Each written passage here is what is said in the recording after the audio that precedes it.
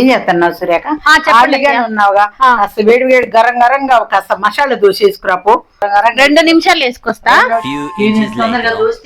మరి మీరు 2 నిమిషాల్లో చేస్తా. ఏదైనా కారపొడి వేసుకుంటే భలే వేడిగా ఉంది కదా, వాసన కూడా భలే మరి వస్తుంది. కారపొడి కూడా వేసా, మంచి ఇంట్లోనే చేసా కారపొడి.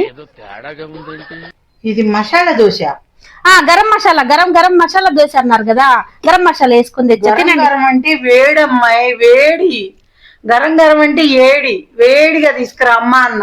గరం మసాలా అన్నారు. ఆలు కర్రీ అవి ఉన్నాయి కదా, అది పెట్టేసుకొస్తావు అనుకున్నా గానీ ఈ రకంగా మసాలా పోసి నాకు దోశ తెస్తావు అనుకోలేదు అమ్మాయి. గరం మసాలా అన్నారని గరం మసాలా వేసుకొచ్చా అత్తయ్య.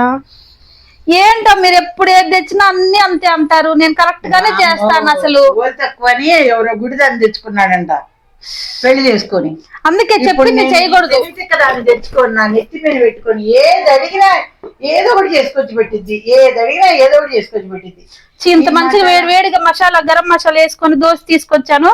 మా అత్తయ్యకి నచ్చలేదంటే ఎంత ఎర్రగా, అసలు ఎంత బాగా రోస్ట్ గా చేశాను. మసాలా బండి పోతాను, నాకు ఇది వద్దు, వద్దన్నయ్య, నేను పోతాను.